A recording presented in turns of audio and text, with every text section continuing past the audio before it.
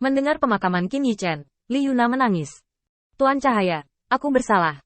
Aku juga ingin mengolok-olok lawanmu dengan tepuk tangan sepertimu. Tapi aku tidak berguna. Aku tidak punya pengalaman sebanyak kamu. Lagi pula, saya tidak punya referensi di sini. Bagaimana saya tahu hasil apa yang Anda inginkan? Meskipun hati Li Yun hancur, dia tidak memiliki pendapat tentang ringkasan dan pengaturan Qin Yichen. Karena dia tahu bahwa Qin Yichen memberinya jalan yang paling cocok untuk latihannya saat ini. Pertempuran yang sebenarnya. Untuk seorang biksu dari tingkat apapun, kekuatan tentu saja merupakan elemen pertama, tetapi pengalaman tempur juga sangat diperlukan. Terutama hari ini, setelah Qin Yichen secara pribadi mendemonstrasikan cara menggunakan ilusi, Li Yun tiba-tiba menyadari bagaimana memanfaatkan kekuatan di tangannya dengan baik. Meskipun Lord of Light dikuburkan, itu masuk akal. Yang paling penting adalah bukti ada di depannya, dan dia bahkan mungkin tidak bisa membantahnya sama sekali. Apakah kamu mendengar itu? Qin Yichen mengabaikan pikiran Li Yun dan mengatakannya lagi. Li Yun dengan cepat mentransmisikan suara. Lord Light Lord, aku tahu, aku pasti tidak akan memenuhi kepercayaanmu. Qin Yichen mengangguk puas. Bakat Li Yun ini bukan yang terkuat di antara beberapa orang, tapi dia pasti yang paling patuh dan bijaksana. Hanya meminta perintahnya sendiri, Li Yun tidak punya waktu untuk mengabaikannya.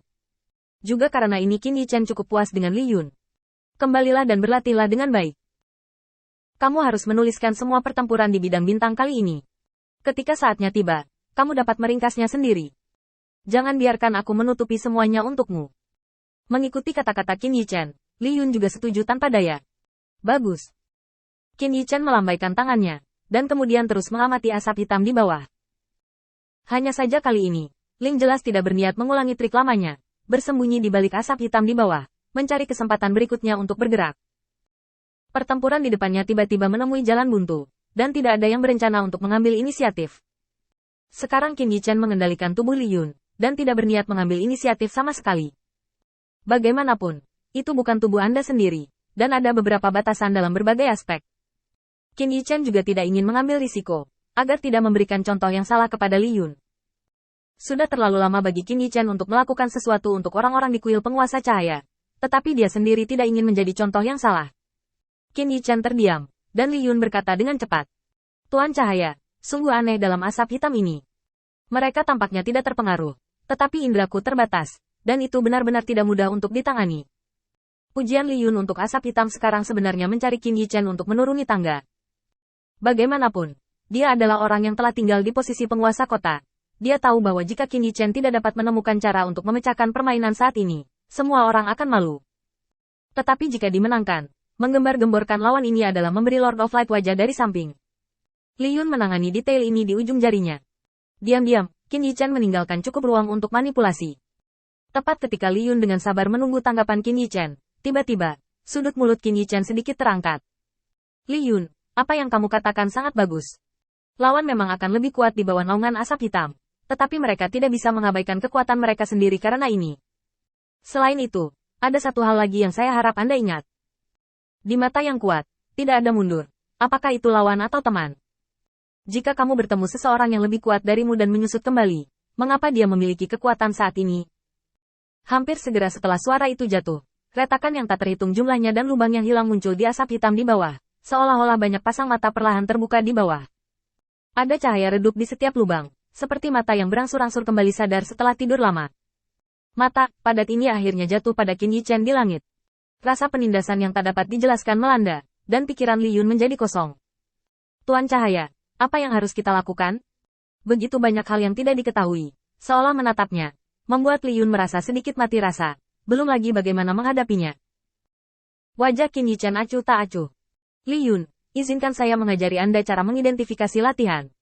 Detik berikutnya, cara eksplorasi yang tak terhitung jumlahnya muncul di benak Li Yun, dan dalam sekejap, Li Yun memahami fungsi dari latihan ini. Saat mata Qin Yichen bergerak, sebuah penjelasan dimulai. Pertama, pastikan itu adalah kekuatan iman. Kekuatan ini sendiri tidak murni, dan tidak ada aturan dunia bahwa kekuatan iman sangat umum.